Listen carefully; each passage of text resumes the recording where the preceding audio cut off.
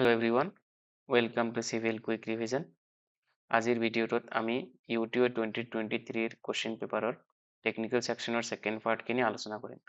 মই আছো আপোনালোকৰ লগত সেলিম জাহান, এমটেক ইন জিঅ'টেকনিকেল ইঞ্জিনিয়াৰিং। এইখিনিতে মই আপোনালোকৰ লগত এটা ইনফৰমেশ্যন শ্বেয়াৰ কৰিম।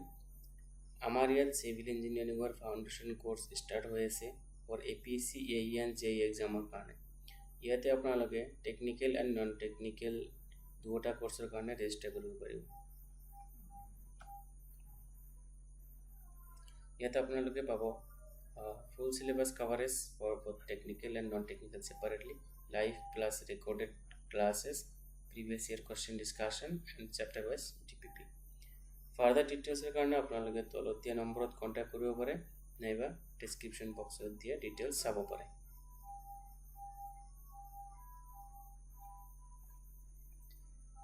ইয়াৰ উপৰিও আমাৰ ইয়াত JEE ফিচাৰী এক্সামৰ নন টেকনিকেলৰ টেষ্ট সিৰিজৰ কাৰণে ৰেজিষ্টাৰ কৰিব পাৰে, য'ত আপোনালোকে পাব full syllabus coverage for non technical, 3 full test plus 3 part test দিব পাৰিব আপোনালোকে, solution R also included and online test portal plus PDF আপোনালোকে পাই যাব। ফাৰ্দাৰ ডিটেইলছৰ কাৰণে আপোনালোকে তলত দিয়া নম্বৰত কন্টাক্ট কৰিব পাৰে নাইবা ডেসক্ৰিপচন বক্সত ডিটেইলছ চাব পাৰে। প্ৰিভিয়াছ ভিডিঅ' অৰ্থাৎ ভিডিঅ'ৰ পাৰ্ট 1ত আমি up to question number 30 cover কৰিছিলোঁ। আজিৰ ভিডিঅ'ত আমি 31ৰ পৰা আৰম্ভ কৰিম।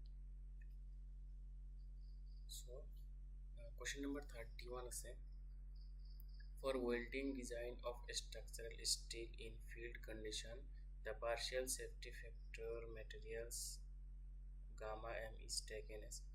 তাৰমানে আমি যেতিয়া field conditionত welding design কৰোঁ steel structure তেতিয়া partial safety factor কিমান হবে। as per IS code যদি আমি shock weld কৰোঁ, shock weld কৰিলে আমি partial safety factor লও 1.25 and field weld কৰিলে 1.5 লও। গতিকে option B option A 1.5 is the correct option. Question number 32 আছে, in a multi-storied RCC building the imposed uniformly distributed floor loading is 5 kN per meter square. The imposed loading to be considered in calculation of seismic weight of building. তাৰমানে imposed load আছে 5 kN per meter square, so seismic ডিজাইনৰ কাৰণে আমি কিমান load consider কৰিম। ইয়াতে প্ৰয়োজনটো হ'ল যদি লোড যদি less than or equal to 3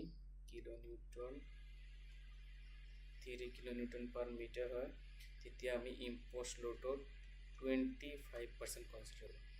আৰু যদি লোড 3 to 5 কিলোনিউটনৰ per meter স্কয়াৰৰ ভিতৰত হয় তেতিয়া আমি 50% of imposed load কনসিডাৰ কৰিম। সো ইয়াতে imposed load আছে 5 কিলোনিউটন per meter স্কয়াৰ, গতিকে 50% কিমান হ'ব 5 into 50/100 অর্থাৎ 2.5 কিলোনিউটন per meter স্কয়ার। আমি এখানে সিসমিক ডিজাইনের কারণে ইউজ করি, গতিকে কারেক্ট অপশনটো হ'ব option A 2.5 kilonewton per meter square. আমার নেক্সট কোশ্চেন আছে, an isolated square footing of size 3 meter by 3 meter has a uniform depth of the slab is 800 mm. It is reinforced with 20 mm dia reverse with clear cover of 75 mm. The column size is 400 mm by 400 mm. Calculate the distance of critical section for one-way shear from the footing edge. এতে কি কোৱা আছে আমি যদি briefly ফুটিংটো বনাই লওঁ।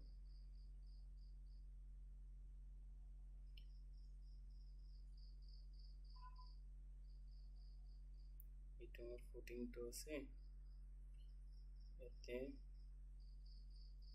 কলমটো আছে, মই এনে জাস্ট ৰাফ স্কেচ এটা বনাইছোঁ বুজিবৰ কাৰণে। সো এইখিনি দিয়া আছে, লেংথ দিয়া আছে কিমান 3 মিটাৰ, ফুটিং দিয়া আছে 3 মিটাৰ বাই 3 মিটাৰ, গতিকে 3000 mm.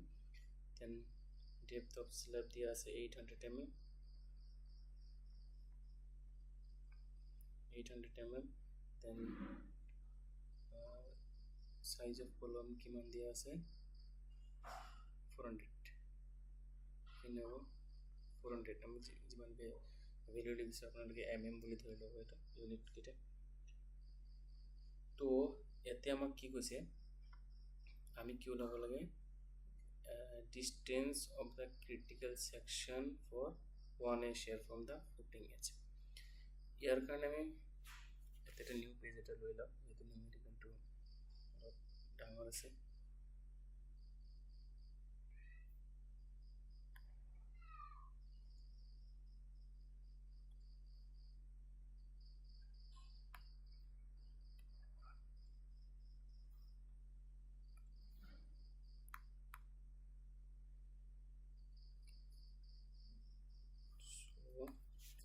ইয়াৰ কাৰণে আমি ফাৰ্ষ্ট কি ওলাব লাগিব ফাৰ্ষ্টত ডাটা কেইটা লিখি লওঁ গিভেন ডাটা overall depth হ'ল 800 mm so to depth of the footing then clear cover equal to 75 mm দিয়া আছে কোৱেশ্চনত bar dia কিমান আছিলে bar dia 20 mm bar dia আছে 20 mm then footing size কিমান দিয়া আছে footing size আপোনাৰ 3000 mm 3000 mm and column size is আপোনাৰ 400 mm so ইয়াৰ পৰা আমি effective depth calculate কৰিব লাগিব ফাৰ্ষ্টত effective depth or formula হ'ল overall depth minus clear cover minus bar dia divided by 2 to common formula হয় এটো আর নিচে জানে ফর্মুলাটো সো এতে ভ্যালু কিটা বহাই দিলে overall depth আসলে 800 minus clear cover আসলে 75 minus bar dia আসলে 20 by 2 সো আমি কিমান পাম এটো হবে আপনার 875 minus 10 এটা হবে 715 mm আমি পাই গলো সো এতিয়া আমি কি ওলাব লাগে distance from the footing edge to the column face ওলাব লাগে সো এটো যদি আমাৰ footing edge হয় আৰু এখিনি এটো column edge সো এখিনি distance আমি ওলাব লাগে এটা চাওক আমি এখিনি distance ওলাবৰ কাৰণে আমাৰ কি কি ডাটা জানো এই footing size টো জানো আৰু আমি column size টো জানো গতিকে আমি ফাৰ্ষ্টত কি কৰিম এই footing size ৰ হাফ লৈ লওঁ footing size ৰ হাফ যদি লৈ লওঁ তেতিয়ালে আমি কলমৰ হাফৰ পৰা পাম যেটো কলমটো আমি সেন্টাৰত কনসিডাৰ কৰিছো কলমৰ হাফৰ পৰা এতিয়া এই কলমৰ হাফ লৈকে আমি এজৰ পৰা পালো ফুটিং টু হাফ লৈকে এতিয়া আমি এই কলমৰ হাফ যদি আকৌ ইয়াৰ পৰা মাইনাস কৰি দিও তেতিয়া আমি কি পাম এই এজ ফুটিং এজৰ পৰা কলমৰ ফেস লৈকে ডিসটেন্সটো পাই যাম সো আমি এতিয়া ওলাব লাগে distance from footing edge to column face এটো distance to কিমান হ'ব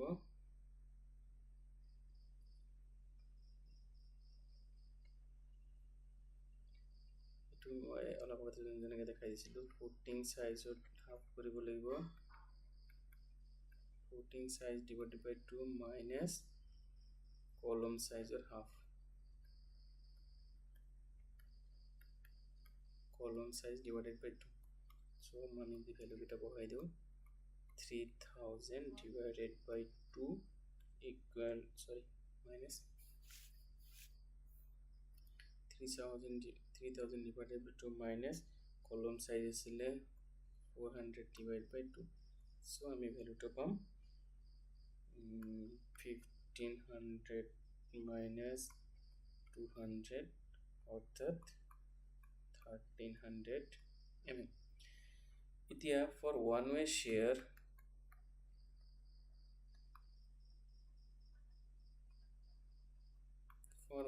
share আমি কি ওলাব লাগে distance of critical section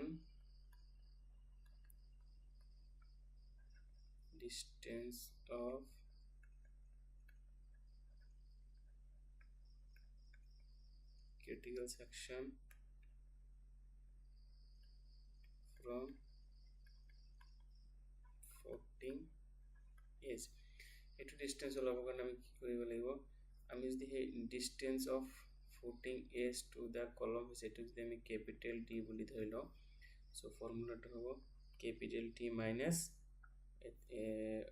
effective depth অর্থাৎ small d capital D minus small d কৰিলে আমি কি পাম capital D আসলে 1300 minus effective depth কিমান আসলে 715 effective depth হ'ব 715 so আমি ভ্যালুটো পাই যাম 585 mm যোনটো আমাৰ ৰেকৰ্ড আনসাৰ হয় so এতিয়া আমি চাও অপচন কোনটোৰ লগত মিলি আছে 585 অর্থাৎ option C is the correct option for this given question. Our next question number 34 আছে for seismic design of multi-storied building in Guwahati the seismic zone factor to be considered is আমি গুৱাহাটীত যদি এটা seismic design কৰো seismic factor আমি কিমান লব লাগে actually India is divided into four seismic zone that কি আছে zone 2 zone 3 zone 4 and zone 5 the zone 5 to very severe zone আৰু আমাৰ গুৱাহাটী to zone 5 ৰ আন্ডাৰত আছে গুৱাহাটী হে zone 5 so as per IS code আমি zone 5 ৰ কাৰণে আমি factor use কৰিব লাগে 0.36 so question number B is the correct option.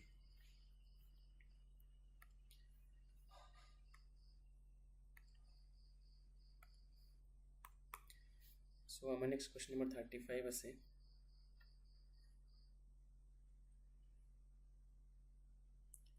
the plastic neutral axis इथे plastic neutral axis ৰ কাৰণে তলত তিনটা statement দিয়া আছে আৰু কোনটো correct হয় divide the given section into two equal halves divide the given section into two unequal halves lies on the centroidal axis of the section actually plastic neutral axis depends on the shape and loading of the section so etu kier upor depend kore shape and loading and kier upor depend nokore ete koi centroidal axis er kotha koise centroidal axis upor depend nokore shape and loading er upor depend kore and based on this yate among this given statement 2 divides the given section into two unequal halves to correct statement I and corresponding option B only option 2 is the correct option. Then our question number 36 is a two wheel loads 200 kilonewton and 80 kilonewton spaced 2 meter apart move on the span of the girder 16 meter long if any wheel load can lead the other the maximum bending moment that can occur at a section 6 meter from the left hand end will be so ইয়াৰ কাৰণে আমি কি কৰিব লাগিব ইয়াৰ কাৰণে আমি influence diagram বনাব লাগিব next page এটা লৈ লও influence line diagram আমি বনাব লাগিব এটা কোৱেশ্চনৰ কাৰণে আমাৰ length কিমান দিয়া আছে 16 meter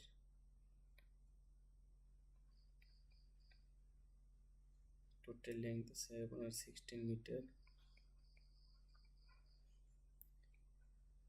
আমাৰ টাৰ্গেট পইণ্ট হ'ল লেফট এন্ডৰ পৰা 6 মিটাৰ এতে পইণ্ট এটা সি বুলি ধৰিলো আৰু হুইল দুটাৰ মাজত ডিসটেন্স আছে 2 মিটাৰ so 8 to 6 এই দুটার মধ্যে ডিস্টেন্স 2 একটু টি পয়েন্ট বলে ধরলাম সো আমি যদি ইনফ্লুয়েন্স লাইন ডায়াগ্রামটো বনাও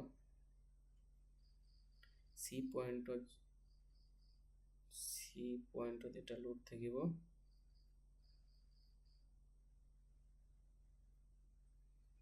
আৰু ডি পয়েন্টত এটা লোড থাকিব এইটো পয়েন্ট এ যদি আমি এইটো এ বি বুলি ধৰিলো সেকশনটো A B then C T ইয়াতে যদি আমি 200 লোডটো দিও আৰু ইয়াতে যদি আমি 80 লোডটো দিও এইখিনিতে ফার্স্ট পোর্শনটো হ'ব 6 দেন সেকেন্ড টু 2 6 plus 2 8 বাকি থাকিলে 8 নেক্সট সেকশনটো হ'ব 8 মিটার সো এতিয়া আমি কি ওলাব লাগে এই দুটা পয়েন্টৰ নাম দি দিম এইটো পয়েন্ট পি আৰু এইটো পয়েন্ট কিউ নাম দি দিম ফৰ ইজিয়াৰ ক্যালকুলেশন সো আমি যদি লোডটো 200 কিলোনিউটন এই সিত ৰাখিলো আৰু 80 কিলোনিউটন ডিত ৰাখো তেতিয়ালে আমি ইয়াৰ কাৰণে আমি ফাৰ্স্ট কি ওলাব লাগিব এই পিসি ডিসটেন্সটো ওলাব লাগিব সো পিসি ডিসটেন্স কি হ'ব আপোনাৰ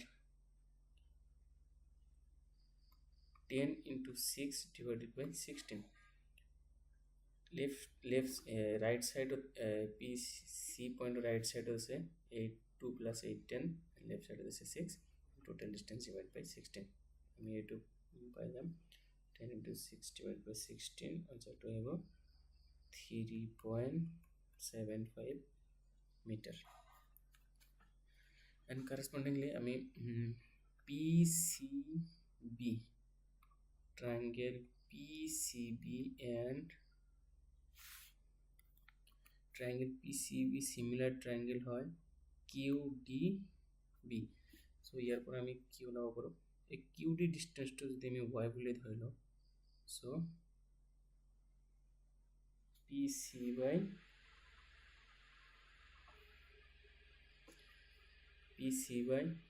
distance to about 10 equal to y by 8 so ইয়াৰ পৰা আমি পাই যাম p এটা বলি দিছো PC হল 3.75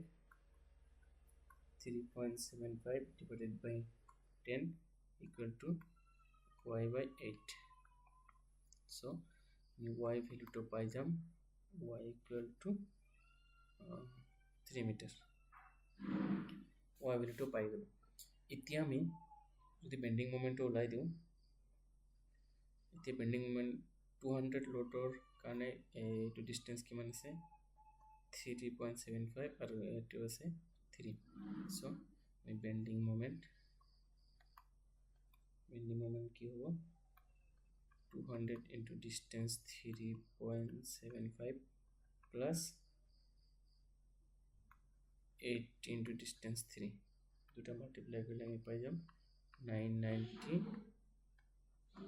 kilonewton meter so এতিয়া আমি অপশন কেটা চাও 990 kilonewton meter this is option A is the correct option for this question then question number 37 is in a combined footing for two columns carrying unequal loads the maximum hogging bending moment occurs there so actually bending moment is maximum near to the less loaded column for the unequally loaded columns where shear force is 0 shear force जो 0 है ताते bending moment maximum है so correct option is the option D the point of 0 shear force our next question is question number 38 on piles the drop must be at least when piles are driven using drop hammer then key hoy drop hammer must be at least 120 mm 120 mm minimum drop eta dibo lagibo so option A B 129 option C ase 120 mm so option C 120 sorry centimeter ki mm ko 120 centimeter is the correct option then question number 39 is as per IS 456 the reinforcement in a column should not be less than or more than so as per IS code minimum reinforcement of column kiman thake minimum reinforcement থেকে 0.6%, sometimes 0.8% cover দেখা যায়। Minimum reinforcement 0.6 and maximum reinforcement কিমান থাকে 6%. So correct option is 6% and 0.6% and 6%. Option B is the correct option.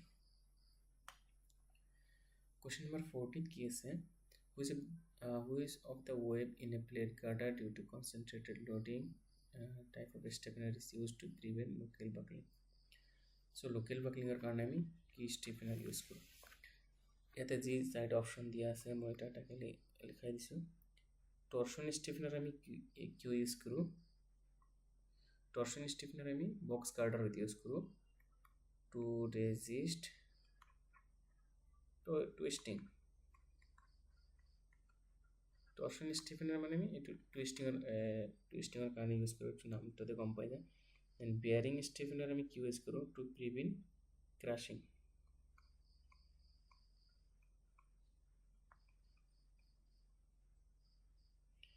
ক্র্যাশিংয়ের কারণে bearing stiffener use করব। Then C S A load carrying stiffener, load carrying স্টিফেনারটা আমি use করব to prevent local buckling.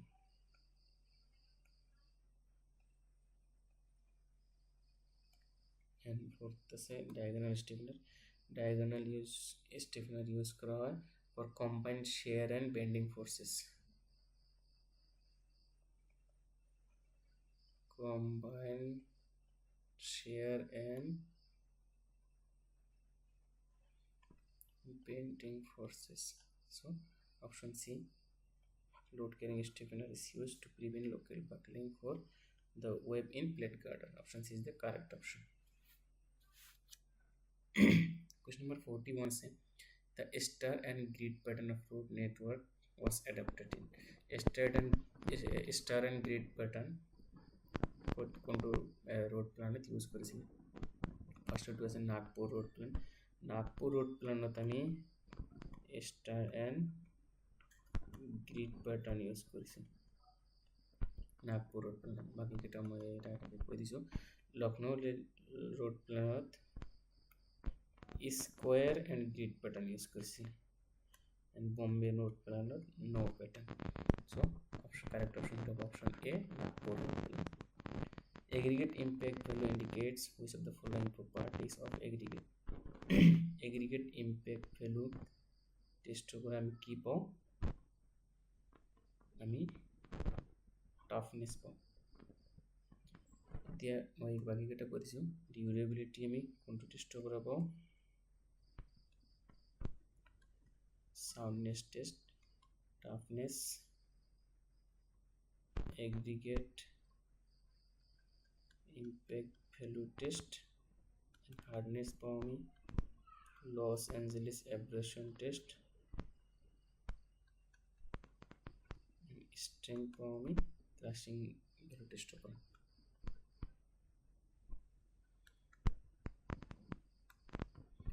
crushing value test পাও। So correct option to option B, aggregate impact indicate toughness.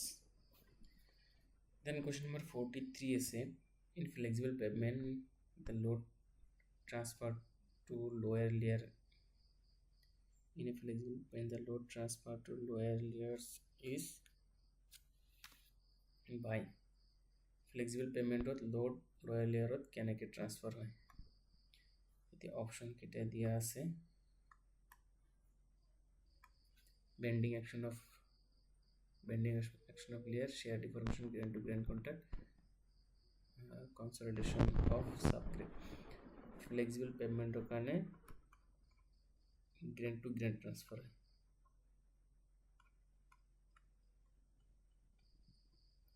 actually ইয়াতে কি কৈছে pavement যেন different layer পর যে থাকে ফ্লেক্সিবল পেভমেন্টৰ এই ইয়াতে এটা হুইল যদি আমি কনসিডার করি, একটু হুইল লোড আছে, হুইল লোডটো যে এনেকে আমি এইটো হ'ল আপোনাৰ লোডৰ জোনটো এনেকে লোড তলৰ লেয়াৰত আহে আৰু এই ওপৰৰ লেয়াৰ পৰা তলৰ লেয়াৰৰ লোডটো এই ওপৰৰ লেয়াৰৰ পাৰ্টিকেলৰ পৰা তলৰ লেয়াৰৰ পাৰ্টিকেল যে কণ্টেক্ট আছে কণ্টেক্টৰ মাজেদি এটা লেয়াৰৰ পৰা আনটো লেয়াৰলৈ ট্ৰান্সফাৰ হয় so' grain to grain contact and rigid পেভমেণ্টৰ কাৰণে কি হয় ৰিজিড পেভমেণ্টৰ কাৰণে load transfer beam action of concrete beam action of rigid পেভমেণ্টত কংক্ৰিট স্লেব থাকে আৰু এইটোৰ যে বিম একশ্যনটো থাকে এই বিম একশ্যনৰ থ্ৰু দি লোড ট্ৰান্সফাৰ হয় দেন কুৱেশ্যন নম্বৰ 44 আছে for lying bituminous carpet over waterborne macadam road surface one has to apply a bituminous carpet waterborne macadam ওপৰত দিবৰ কাৰণে আমি কি এপ্লাই কৰিব লাগে bituminous carpet over waterborne macadam is so আমি tag code first option is a tag code provides bond between existing waterborne macadam and road surface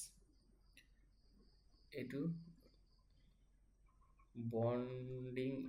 bonding দিয়েছে কার উপৰত between existing WBM and road surface এটো দিয়ে tag code so correct option is option A tag code next question আছে the modulus of subgrade reaction is evaluated from মানে তলত দিয়ে test কিটাৰ ভিতৰত কোনটো টেস্ট ইউজ কৰি আমি মডুলাস অফ সাবগ্ৰেড ৰিঅ্যাকশন ওলাব পাৰো ফাৰ্স্ট অপশন আছে প্লেট বেয়াৰিং টেস্ট কি কৰা হয়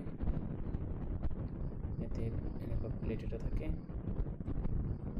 এতে লোড দিয়া হয় ভাৰ্টিকেলি লোড দিয়া হয় লোডৰ কাৰণে প্লেটটো কি হয় প্লেটটো ডিফৰ্ম তলৰ সয়খিনি ডিফৰ্মেশন হয় প্লেটটো তলৰ ফালে আহে so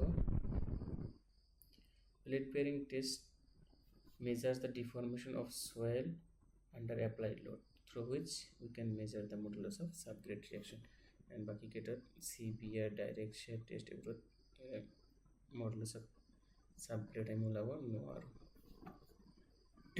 so plate option A is the correct option then question number 46 is which of the following is not a failure of rigid pavement pumping আমি যেন রিজিড পেভমেন্টত পাম্পিং দেখা যায় জয়েন্ট স্ট্রিপিং স্কেলিং সবকটা রিজিড পেভমেন্টত দেখা যায় কিন্তু রাট অর্থাৎ রাটিংটো আমি রিজিড পেভমেন্টত দেখা নাপাওঁ একচুয়ালি রাটিংটো কি হয় যদি এটো এটা রোড সারফেস হয় আপোনালোকে দেখা পাব এই হুইল পাথ যোনটো আছে হুইল পাথত এনেকে সয়েলটো তলৰ ফালে ডিপ্ৰেছন হৈ যায় সৰি সয়েল গৈ আছে পেভমেন্ট সাৰফেস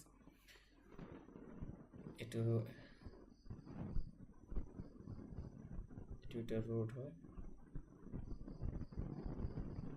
গাড়িবোৰ যদি এনেকে মুভ কৰে তেতিয়ালে এইটো যেতিয়া এটা হুইল পাথ বুলি ধৰিলে এটা নৰ্মেল সাৰফেস আৰু হুইল পাথত তলৰ পৰা এনেকৈ অলপ ডিপ্ৰেছন হৈ যায় কেতিয়াবা এনেতে অলপ ফাটি যোৱা দেখা পাওঁ আমি এইটো ৰাটিং বুলি কয় যোনটো আমি ফ্লেক্সিবল পেভমেন্টত দেখা পাওঁ সো এইটো ৰিজিড পেভমেন্টৰ ফেইলাৰ নহয় নেক্সট কোৱেশ্চনটো আছে the stone aggregates to be used in surface course of road the test values of aggregate impact test and combined value of flakiness and elongation index respectively as per IS 2386 are as per IS 2386 aggregate impact value kiman hobo lage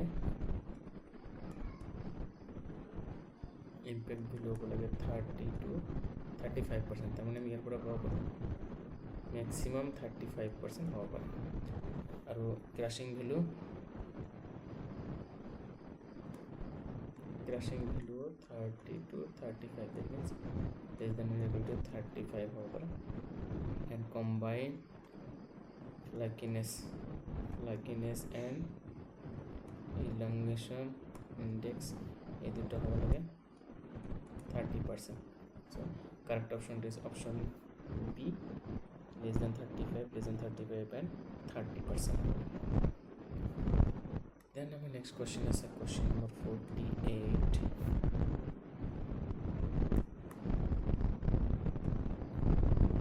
Fundamental diagram of traffic flow. Which of the following statement is true? The traffic flow fundamental diagram to case le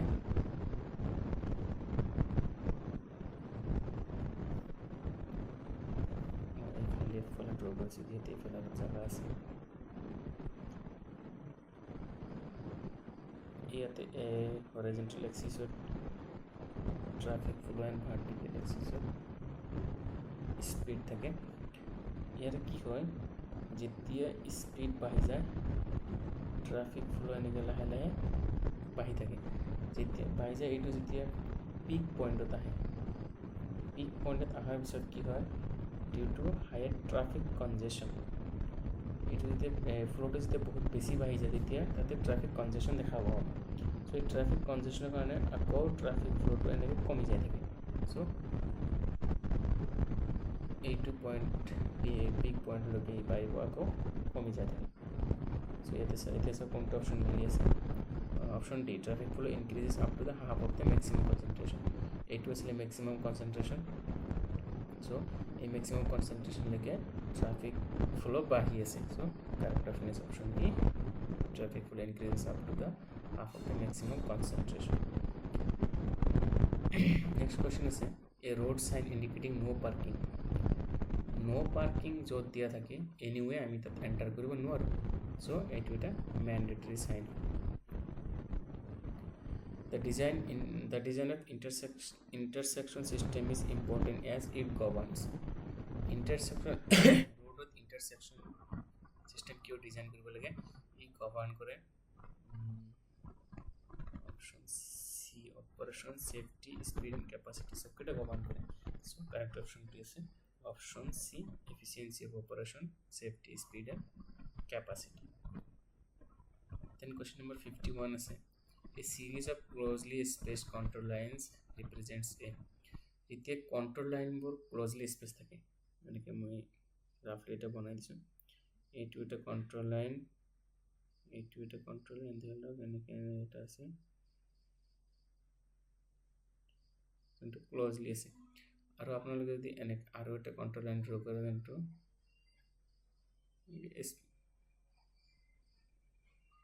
দুটা কন্ট্ৰোলৰ মাজত ডিসটেন্সটো বেছি ইয়াতে দুটা কন্ট্ৰোলৰ মাজত ডিসটেন্সটো কম এতিয়া আপোনালোকে যদি এটা বস্তু কনসিডাৰ কৰে যে দুটা স্লোপ আছে এইটো এটা স্লোপ ইয়াৰ পৰা সেম ভাৰ্টিকেল ডিসটেন্স যদি লয় ধৰি লওক আমি 1 মিটাৰ ভাৰ্টিকেল ডিসটেন্সত এটাকে কন্ট্ৰোল কৰিম সো ইয়াৰ পৰা আমি ভাৰ্টিকেলি 1 মিটাৰ আহিলো ইয়াৰ পৰা ভাৰ্টিকেলি 1 মিটাৰ আহিলো এতিয়া ইয়াৰ পৰা ভাৰ্টিকেলি 1 মিটাৰ আহিলে হৰাইজন্টেল distance to মানে ইয়াত সো ইয়াতে এটা কন্ট্ৰোল ৰাখিম ইয়াতে এটা কন্ট্ৰোল ৰাখিম সো এই হৰাইজন্টেল ডিসটেন্স টু যিমান পাম আমি এইটো যদি আমি 1 মিটাৰ আহো 1 মিটাৰ আহিলে ইয়াতে এটা কন্ট্ৰোল পাম ইয়াতে এটা কন্ট্ৰোল পাম সো এই ডিসটেন্সটো আপোনালোকে নিচে দেখিব পাৰিছে এটো বেছি আৰু এই ডিসটেন্সটো বহুত কম সো ডিসটেন্স বহুত কম তাৰ মানে এটো স্লোপটো স্টিপ আছে আৰু ইয়াতে ডিসটেন্স বহুত বেছি তাৰ মানে স্লোপটো মাইল্ড স্লোপ আছে তো কারেক্ট অপশনটো option A steep slope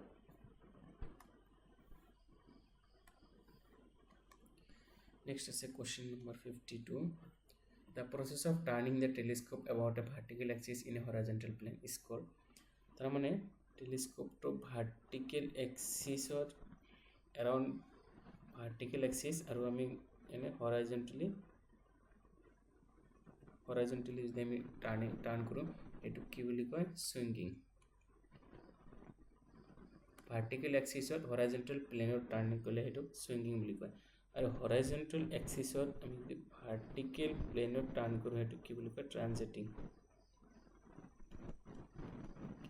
so আমাৰ ইয়াত ভাৰ্টিকেল এক্সিছ এণ্ড হৰাইজন্টেল প্লেনৰ কথা কৈছে কাৰেক্ট অপশ্যনটো হ'ব অপশ্যন ডি সুইঙ্গিং এণ্ড আৰু এটা আছে ৰিভাৰ্সিং 180 ডিগ্ৰী টাৰ্নিং কৰিলে আমি এটো ৰিভাৰ্সিং বুলি কওঁ দেন কোৱেশ্চন নম্বৰ 53 আছে to determine the length of a bridge proposed to build across a river the survey method of choice would be যদি রিভার এটা আছে নাকি রিভার এটা যায় আছে আমি ইয়ার সার্ভে কৰিব কাৰণে ইয়াতে ডেটা স্টেশন ধৰিল সো আমি এই স্টেশনৰ পৰা ব্ৰিজৰ ৰিভাৰৰ ৰিভাৰ লৈ ব্ৰিজৰ লেংথ জুখিব কাৰণে আমি কিন্তু ইয়াতে চেইন বিচাৰি কিনে লেংথটো জুখিব নোৱাৰো কাৰণ মাজত ৰিভাৰ আছে সো ইয়াৰ কাৰণে আমি কি কৰো এই সেম সাইডতে আৰু এটা পয়েন্ট লৈ লওঁ আৰু এটা পয়েন্ট লৈ কিনে এনেকে যদি আমি লাইন ড্ৰ কৰো ইয়াতে আমি মেজাৰমেন্ট লব নালাগে এই ৰিভাৰৰ এক্ৰছ মেজাৰমেন্ট লব নালাগে জাস্ট সেম সাইডত এটা পয়েন্ট লম এইটো লাইনৰ ডিস্টেন্স আমি জানিম বাকি এংগেল কেইটা আমি গম পাম ইয়াৰ পৰা আমি এই ৰিভাৰৰ উইথটো ওলাই দিব পাৰিছো এইটো প্ৰসেছত যেটো আমি ট্ৰায়াঙ্গেল ইউজ কৰি আমি ৰিভাৰৰ উইথ ওলাই আছো এটো ট্ৰায়াঙ্গুলেশন বুলি কয় correct option to option D triangulation. The next question is the sum of measured interior angles for a closed traverse shall be equal to closed traverse karone measure of interior angle hoy 2n minus 4 into 90 degree. The option B is the correct option. Question number 55 is the correction to be slope A is applied for 30 meter long chain L.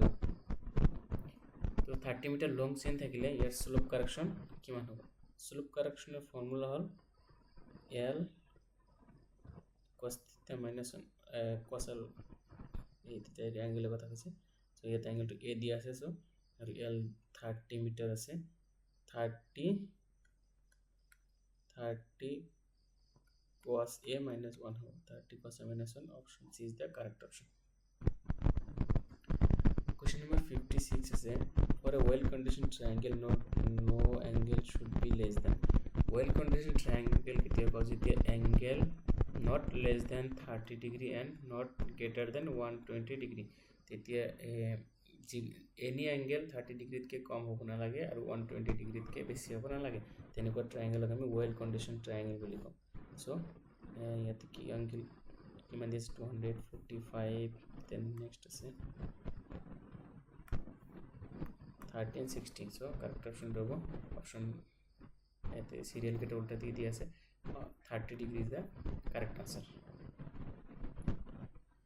Question number 57 hote ase if the quadrantal bearing of a line is north 25 degree west then the whole circle bearing of the line will be first ami briefly direction ke draw korilo north south east west ইয়াতে দি আছে north 25 West তার মানে আমি নৰ্থৰ পৰা ওয়েস্টৰ ফালে 25 degree যাব লাগিব so এই অ্যাঙ্গেল কিমান হ'ব 25 ডিগ্ৰী এতিয়া আমি হোল সাৰ্কেল বেয়াৰিং মানে এই নৰ্থৰ পৰা ক্লকৱাইজ এই লাইনটোলৈ কিমান ডিগ্ৰী অ্যাঙ্গেল হ'ব এইখিনি ডিসটেন্স এইখিনি অ্যাঙ্গেল লাগে আমাৰ সো আমি জানো নৰ্থৰ পৰা ঘূৰি কিনে আকৌ নৰ্থত আহিলে কিমান হ'ব 360 ডিগ্ৰী 360 ডিগ্ৰী minus 825 degree যদি কৰি দিও আমি এই নৰ্থৰ পৰা এইখিনি পাই যাম এই কোটেকিন 360 minus 25 কৰিলে এইখিনি পাই যাম সো 360 minus 25 কিমান হ'ব 335 degree correct option হবে option C 335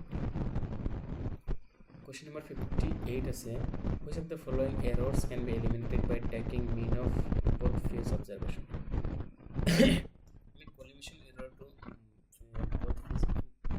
collimation error টা আমি mean লৈ কিনে আমি eliminate কৰিব পাৰো সো collimation কোনটো আছে error due to line of collimation not being performed over the horizontal axis so option B is the correct option for question number 58 then question number 59 is overturning of vehicles on a curve can be avoided by using আমি এটা কার্বর vehicle ওভারটার্নিং avoid কৰিব কাৰণে কি use কৰোঁ compound curve vertical curve reverse curve transition curve 59 কি আছে compound curve vertical curve reverse curve transition curve এতে মই ডায়াগ্রামটো ড্ৰ কৰি দেখাই দিছোঁ যদি এটা হৰাইজন্টাল ৰুট আছে আৰু ইয়াতে সাৰ্কুলাৰ আহি আছে তেতিয়া কি হয় এই হৰাইজন্টালৰ পৰা যেতিয়া সাৰ্কুলাৰ কাৰ্ভৰ আহে গাড়ী এটা তেতিয়া ইয়াৰ ওভাৰটাৰ্নিংৰ এটা পসিবিলিটি থাকে আমি কি কৰোঁ এই হৰাইজন্টাল টু সাৰ্কুলাৰ কাৰ্ভটাৰ মাজত আমি যাতে এই ইয়াৰ ৰেডিয়াসটো সাডেনলি হৰাইজন্টালৰ পৰা সাৰ্কুলাৰ আহি নাপায় ইয়াৰ কাৰণে আমি কি কৰোঁ ইয়াতে ৰেডিয়াসটো আমি গ্ৰেজুৱেলি ইনক্ৰিজ কৰোঁ হৰাইজন্টাল আছে ফাৰ্ষ্টত অলপ ইনক্ৰিজ কৰি অলপ কৰি দিওঁ তাৰপিছত আমি এনেকৈ সাৰ্কুলাৰ আহি লগাই দিওঁ এই gradual change in radius from horizontal to circular এইটোক আমি কি বুলি কওঁ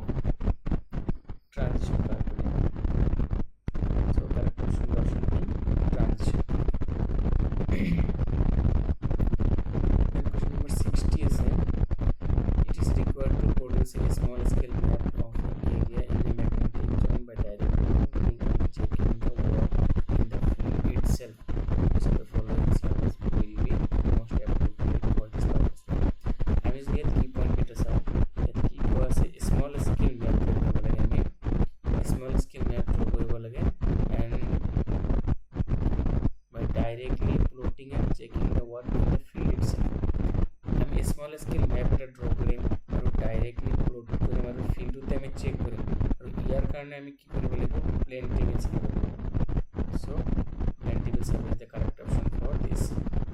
বাকি আপনি চেন সার্ভে কারণে এই তিনটা অপশন সুইটেবল হবে। চেন সার্ভে বানানো হবে, তিনটা বানানো হবে। lentible survey is the correct option. So compass survey. Question number 61 is a two-peg test is conducted to check which of the following permanent adjustment of dumping level. আমি dumping level এর permanent adjustment করব, মানে control test করব। Here correct option to হবে the line of sight is truly parallel to the axis of the bubble tip. অনিন হয় এটু check করিব কারণে আমি two-peg test করব। So 61 question number option number C is the correct option.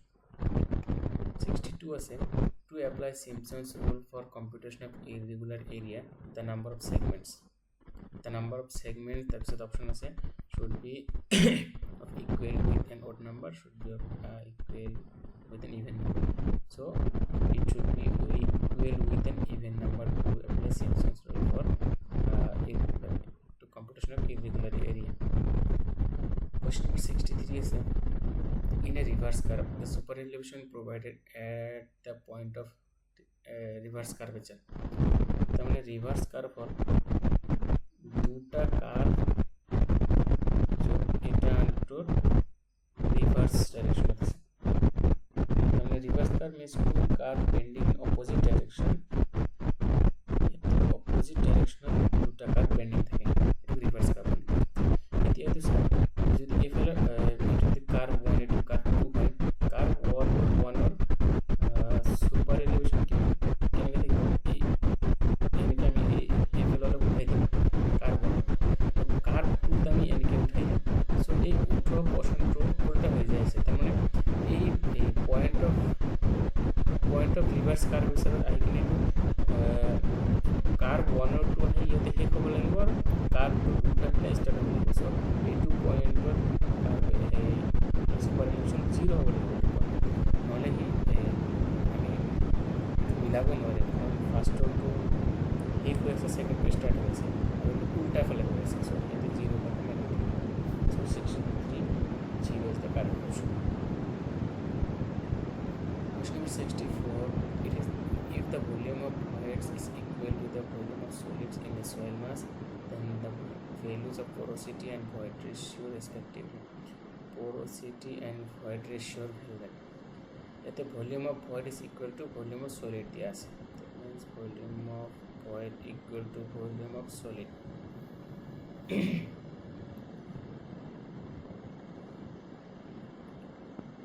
Volume of void equal to volume of solid দিয়া আছে।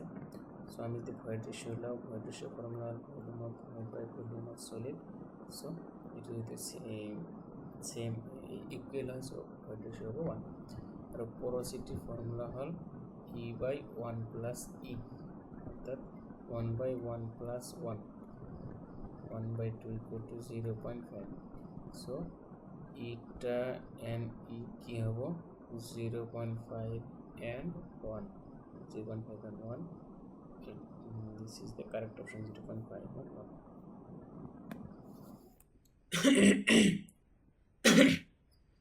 The next question is a question number 65.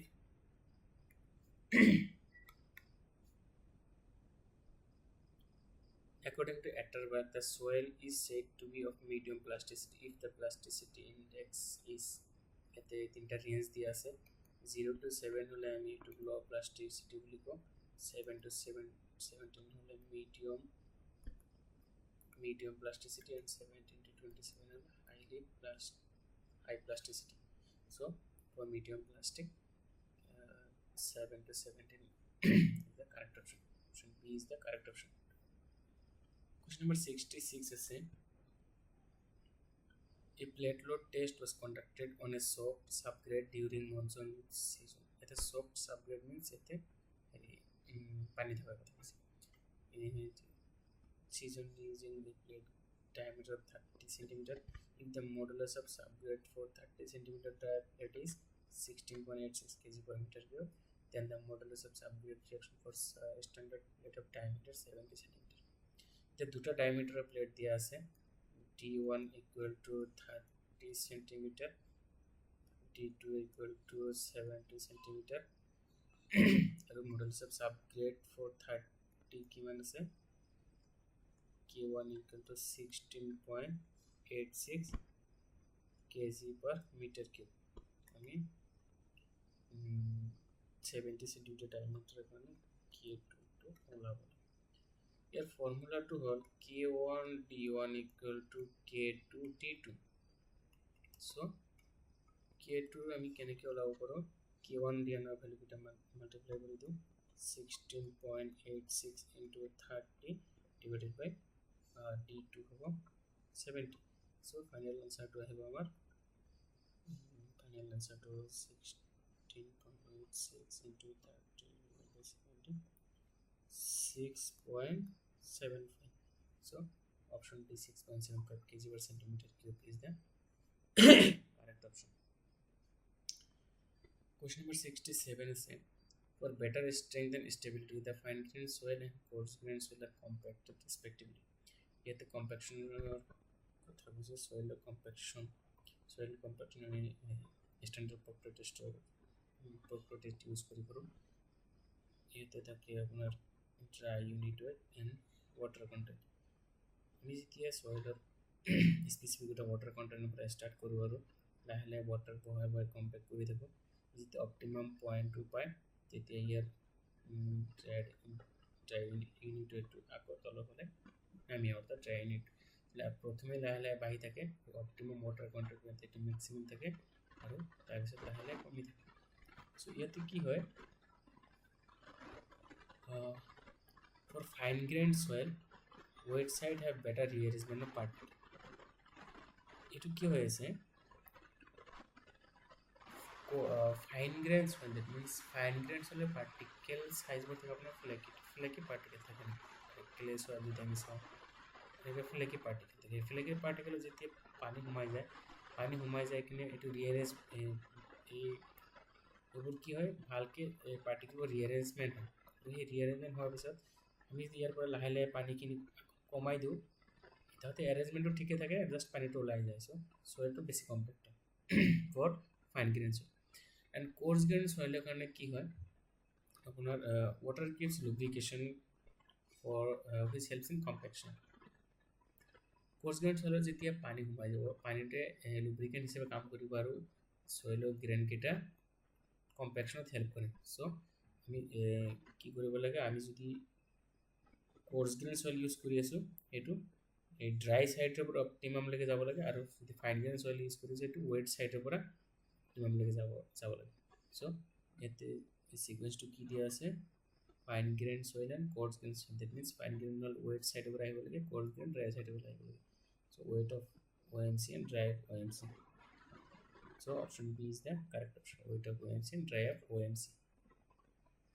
Question number 68 is for a loose sand sample and a dense sand sample consolidated to the same effective stress. This statement kita diya ase loose sand sample and dense sample consolidation kori ase if same effective stress ekane yate ki ase ultimate strength and is same and also peak strength is same ultimate strength is same but peak strength of tensile is greater than that of loose sand ultimate strength is different but peak strength is same acha yete strength and ete jodi ami curve to banao shear stress versus shear strain etu ami ki pao curve to apnar loose sand ro karone curve to enike jay aru dense sand ro karone curve to peak ot jay kine ako gradually come kine finally same ahi jay so ekhini portion jodi chao the ultimate strength to fine sand and loose sand karone dense sand and loose sand karone same hoye ase upor curve to dense sand karone tolor curve to loose sand karone so loose sand karone jiman ultimate strength pai aso dense sand karone himane ultimate strength pai aso but difference ki hol je dense sand karone ami peak to beshi pai aso kintu loose sand karone ami peak to kom pai aso so etu konto option logot mili ase ultimate strength is same but peak strength of dense sand is greater than that of loose sand So option B होगा correct. Question number 69 say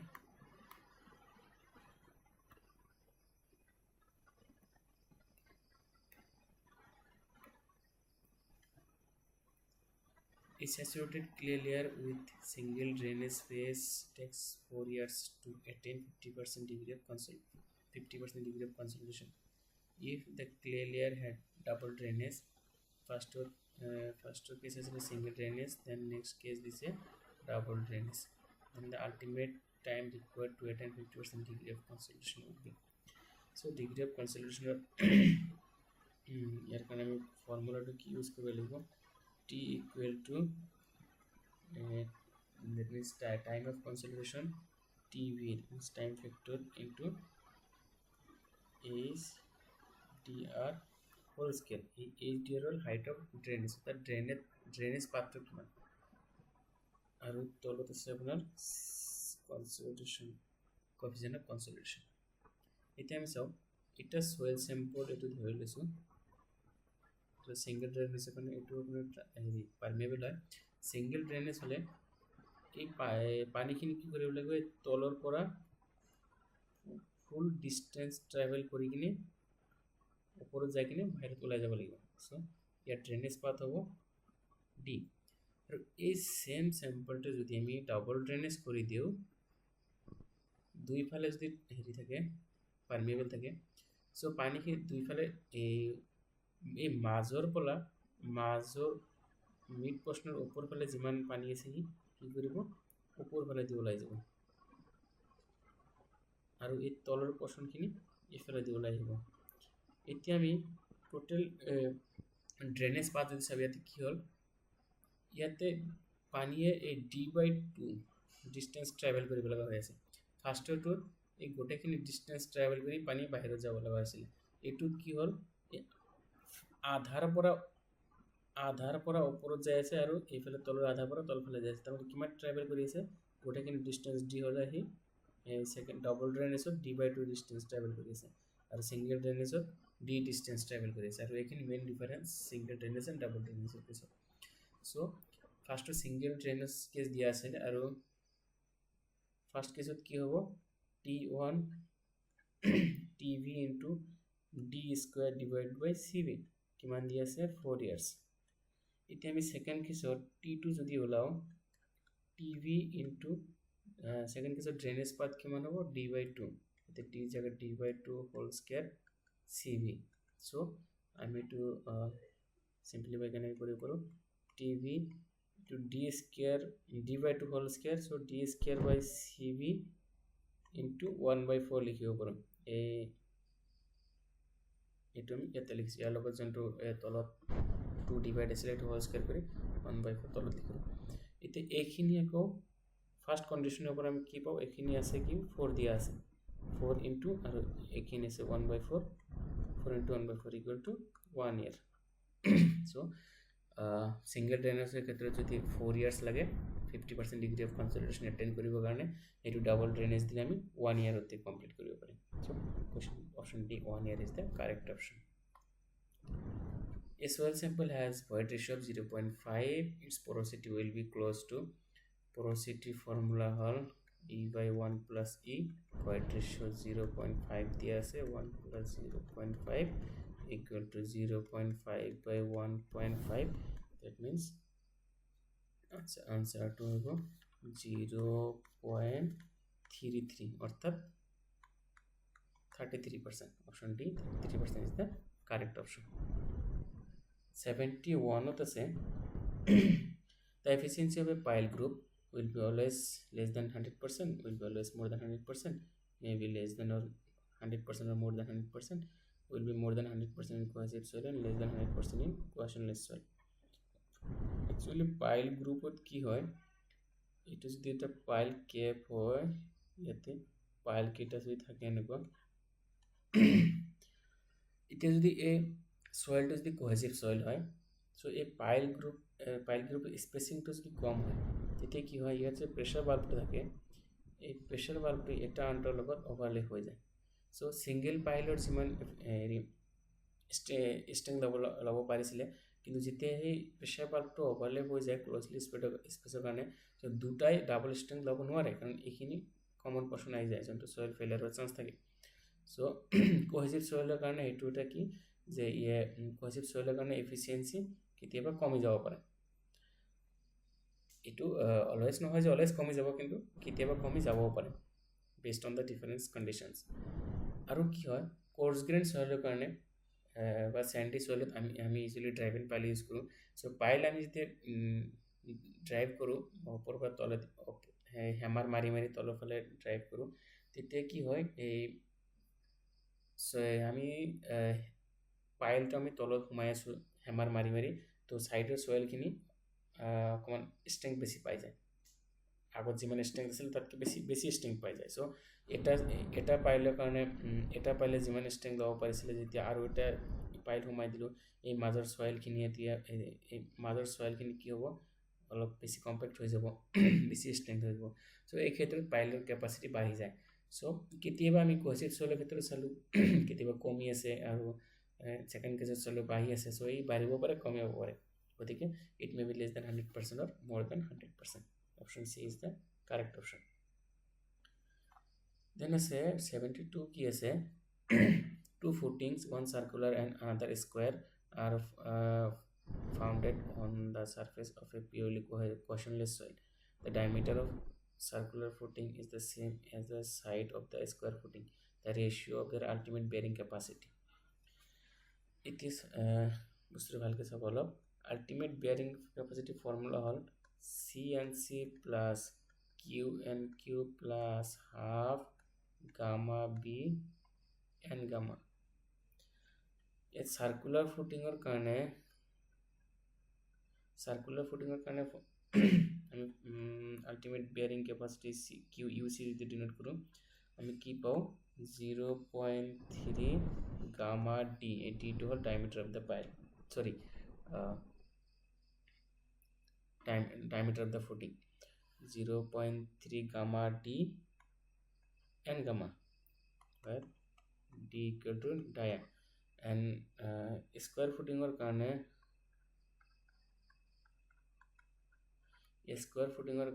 QU as you denote karo ultimate bearing capacity for square footing, it was 0.4 gamma b and gamma, or b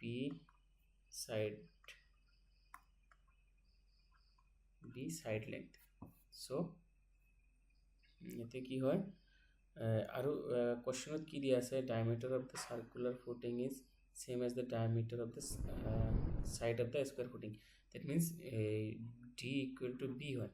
so আমি যদি এটা দুটা ratio ওলাই দিও as per question, QUC divided by QUS equal to কিমান হ'ব 0.3 divided by 0.4, that means 3/4.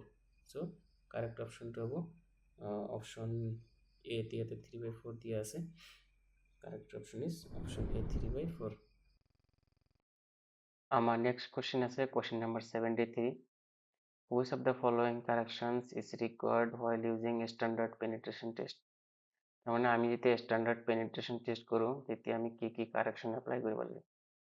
ফাৰ্ষ্টত আমি standard penetration test কৰাৰ পিছত overburden pressure correction টো apply কৰিব লাগে।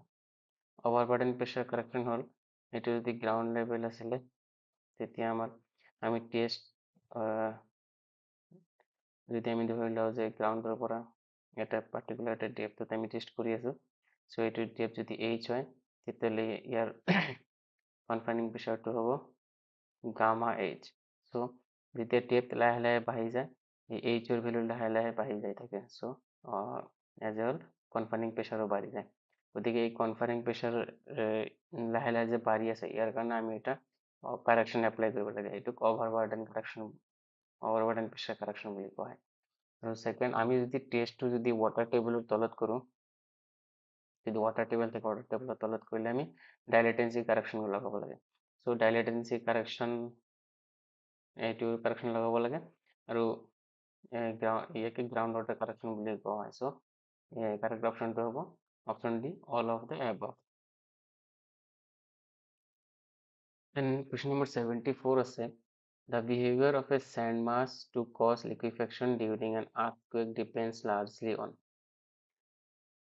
তার মানে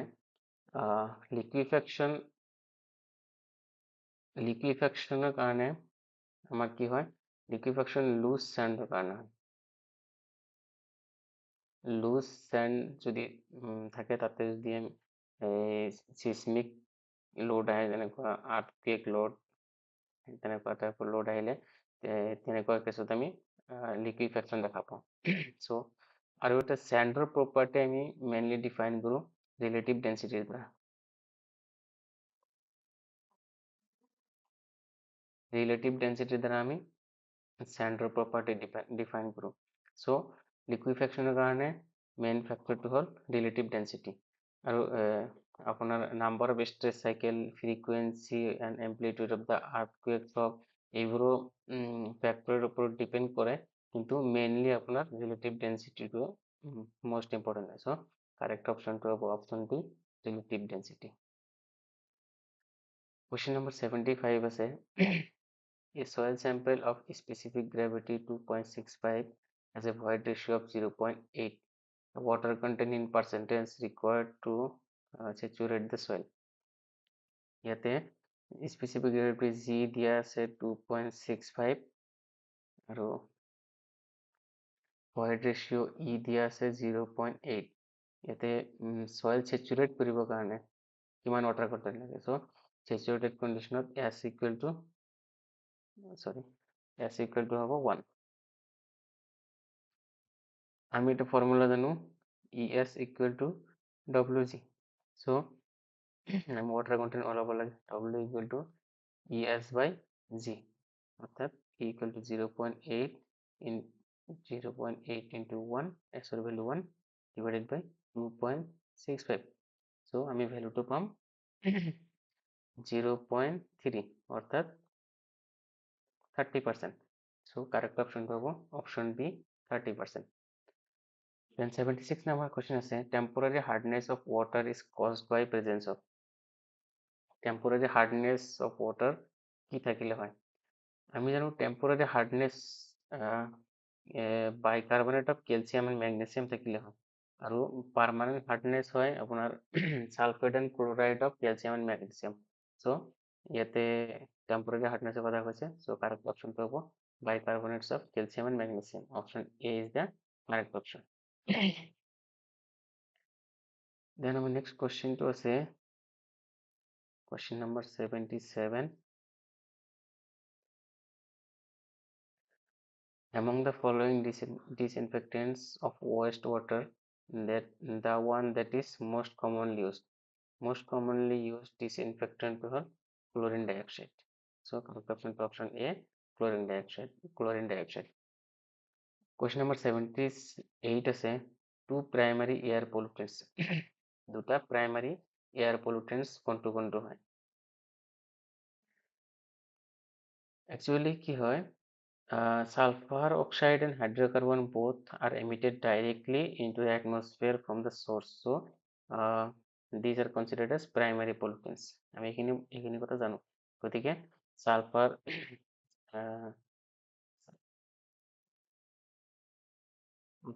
সালফার অক্সাইড আর হাইড্রোকার্বন কত আছে? অপশন সি, সালফার অক্সাইড আর হাইড্রোকার্বন আমি প্রাইমারি পলিউটেন্ট বুলি কওঁ, কাৰণ এইটো ডাইৰেক্টলি সোর্সের উপরে অ্যাটমসফিয়ারত এমিট হয়। Then next question is a pH value of drinking water as per IS 10500 2012. এইটো IS এর মতে আমার pH value of drinking water হ'ব লাগে 6.5 to 8.5. So option D is the correct option. Question number 80 আছে, low TDS value is not good for health. So before drinking water, H2O. TDS is measured using conductivity. The acceptable value is, আমার ইয়াত কৈছে যে drinking ৱাটাৰৰ কাৰণে TDS এৰ value কিমান হ'ব লাগে? TDS এৰ ভ্যালু ড্ৰিঙ্কিং ওয়াটাৰেৰ কাৰণে 500 মিলিগ্ৰাম পাৰ লিটাৰ হ'ব লাগে। ইয়াতে 500 ওচৰে অপজিট অপশ্যনটো আছে 502, অৰ্থাৎ option B is the correct option. Question number 81 আছে,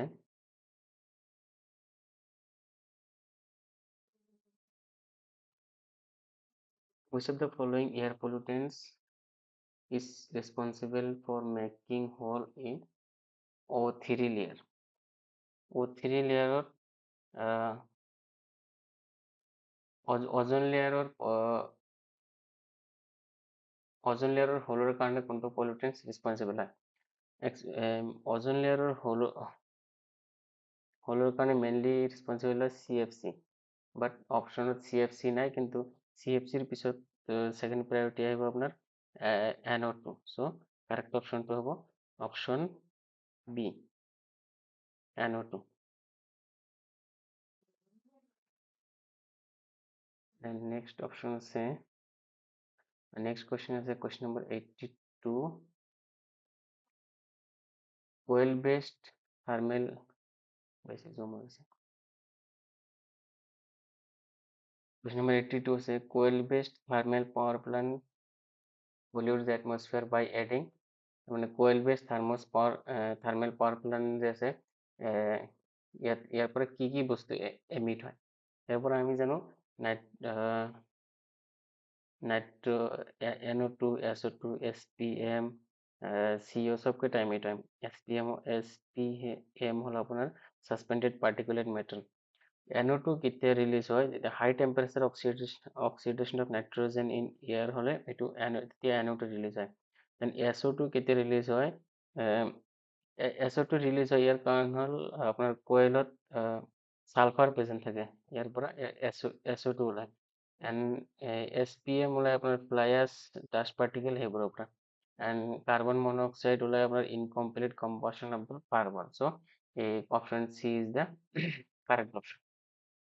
Question number 83 is say BOD is preferred to COD as an index of CH concentration because BOD COD की prefer करा है and as an index of CH concentration আৰু ইয়াৰ কাৰণে চাৰিটা statement দিয়া আছে, কোনটো statement true হয় এটা আমি চাব লাগে।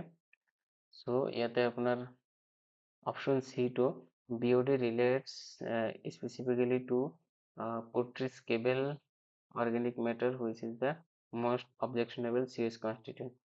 Option C is the correct option. Question number 84 আছে trickling filters are used to remove, trickling filter কি remove करने use करा है? Trickling filter is the secondary treatment of wastewater which remains organic matter. So trickling filter organic matter remove করার কারণে use করা হয়। So option C organic matter is the correct option. Then question number 85 আছে the unit in which both sedimentation and digestion process of sludge take place simultaneously. তার মানে sedimentation and digestion process দুটাই simultaneously হয় কোনটো unit, কোনটো ইউনিটত?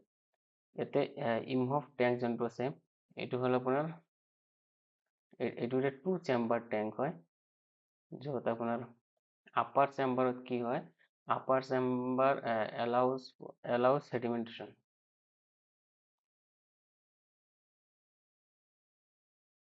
upper chamber allows sedimentation and lower chamber provides anaerobic digestion.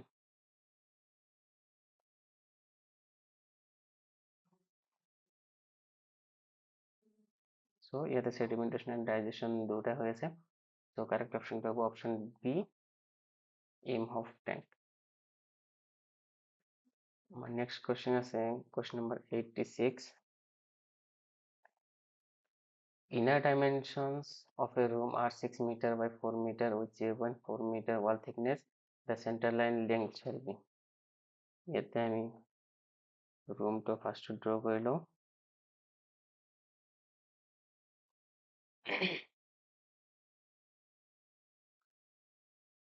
এইটো যেটা room আছে ইয়াতে কি দিয়া আছে, inner dimension দিয়া আছে।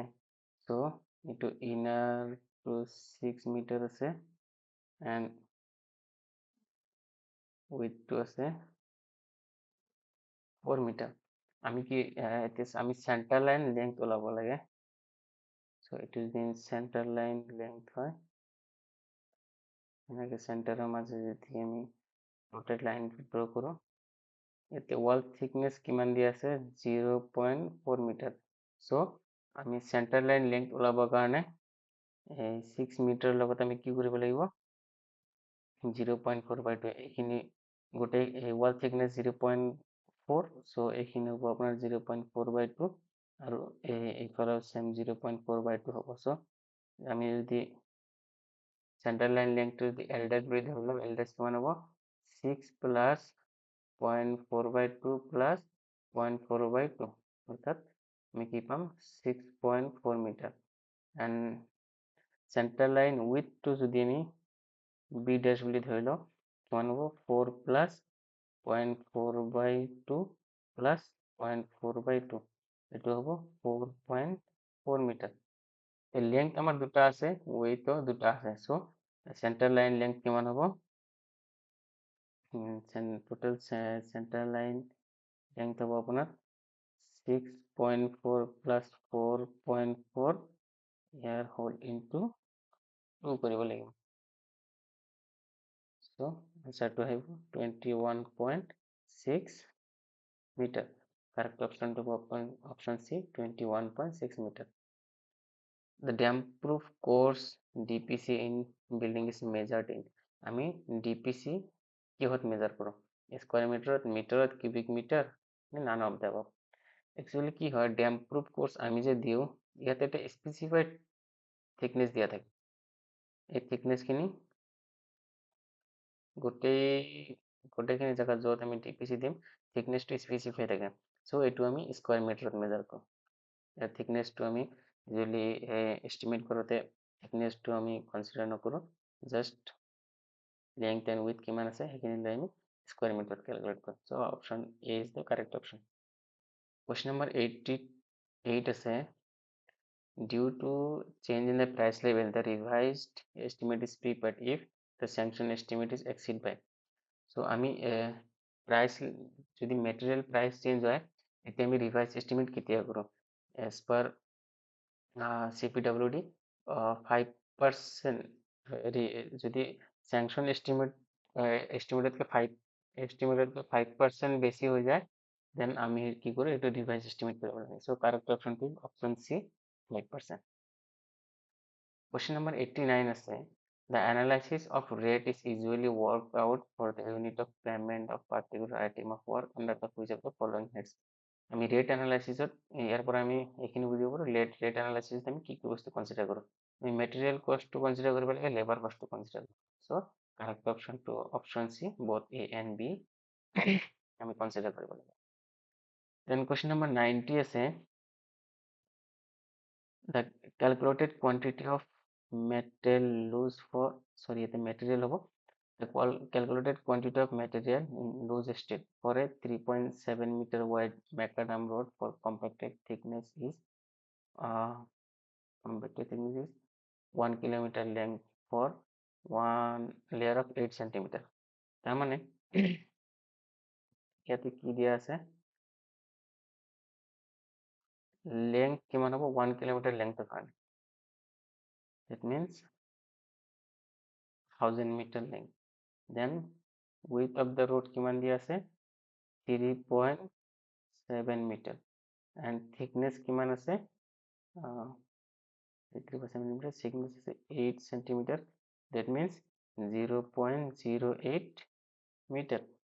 So আমি যদি কোয়ান্টিটি ক্যালকুলেট করি কিমান হ'ব, Q equal to L into B into H,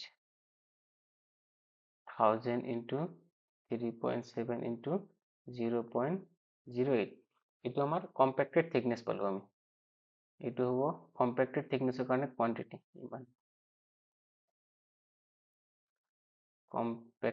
কম্পেক্টেড state. ইয়াতে লুজ ষ্টেটৰ কাৰণে বিচাৰিছে। চ' লুজ ষ্টেটৰ কাৰণে আমি এটা ফেক্টৰাইজ কৰিব লাগে 1.25 পৰা 1.3 এটা ফেক্টৰ আমি ইউজ কৰোঁ। চ' ইয়াতে আমি যদি 1.3 মাল্টিপ্লাই কৰি কিমান হ'ব 1000 into 3.7 into 0.08 into 1.3. So আমি final answer to পাম 384, which is very near to correct. Option কেটে চাই লও আমি 384 পাইছো ক্যালকুলেট করি এতে 440 400 390 444. So correct option পাবো option C 390 meter cube. Then question number 91 আছে depending upon the nature of the rod, width and thickness of metallic, etc. for a 20 kilometer of state have approximate cost at that rupees 5 lakh per kilometer works out. So rate দিয়া আছে 5 lakhs per kilometer, 20 kilometre কাৰণে ইয়াৰ কষ্ট কিমান হ'ব? So ইয়াতে length আছে 20 kilometre and unit cost per kilometer কিমান দি আছে এটা আমি রেট বুলি কব পাৰো rate 5 lakhs 5 lakhs then total cost কিমান হ'ব total cost হ'ব 20 into 5 lakhs means 20 into 5 lakhs হ'ব 100 lakhs or 100 lakhs correct option to হ'ব option C 100 lakhs. Question number 92 আছে in a bar chart which color is used to show the actual progress bar chart কিছুমান আমি color notation use কৰো য'ত red color টো হ'ল negative progress যদি ক'ৰবাত red color দিয়া আছে আমি বুজিব লাগিব যাতে negative progress of work represent কৰা হৈছে black color কিয় use কৰো completed work বুজাবৰ কাৰণে work যদি এটা complete হৈছে যাতে আমি black color use কৰো blue color আমি for various purpose use কৰিব পাৰো depending on context green color আমি use কৰো for actual process. So correct option to option D green color. The next question is the difference between the maximum time available and the actual time needed to perform an activity is known as first option to say free fluid independent fluid total fluid and half fluid. A free fluid पे की है free fluid independent fluid total fluid half fluid free total fluid formula की है latest start time minus earliest start time और আমি formula टेने के लिखे करो latest finish time minus earliest finish time. So maximum time available and actual time যদি আমি difference করি আমি এটা কি পাম total fluid পাম অর্থাৎ option C is the correct option.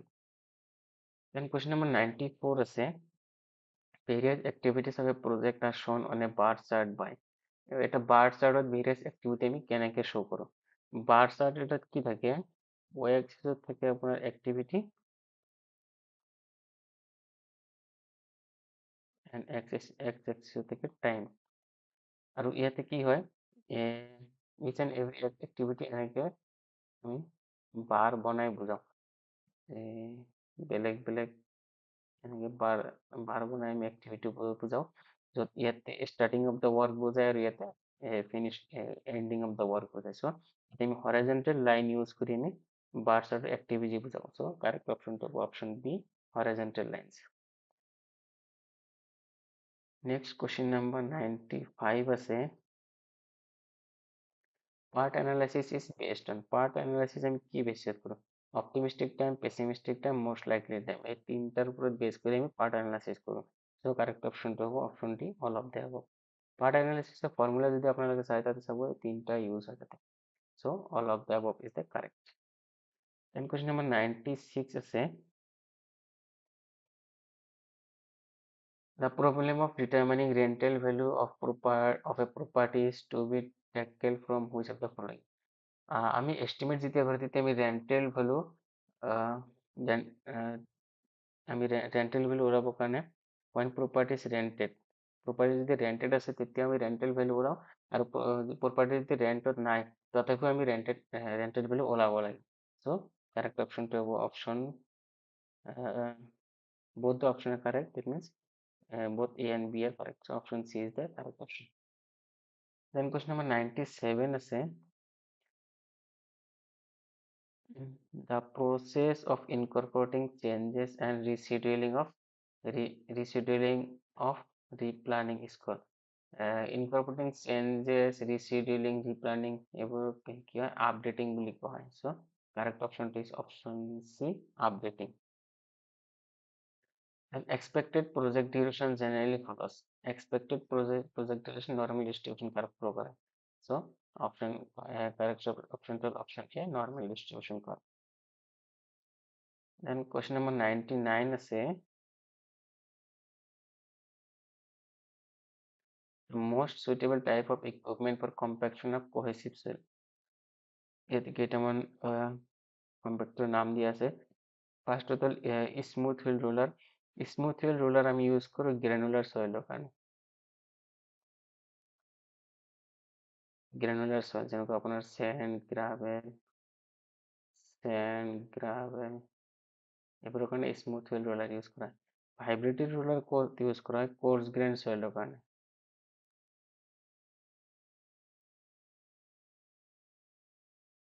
Course grain সয়েলের কারণে দেন শিপপুট রোলার ইউজ করা হয় কোহেসিভ সয়েলের কারণে এন্ড টেম্পার আমি ইউজুয়ালি স্মল স্কেল ওয়ার্কের কারণে কৰো যেনেকুৱা ট্ৰেঞ্চ এটা বনালো তাতে কম্পেক্ট কৰিব লাগে তেতিয়া আমি টেম্পাৰ ইউজ কৰো so for cohesive soil correct option is option C sheep foot roller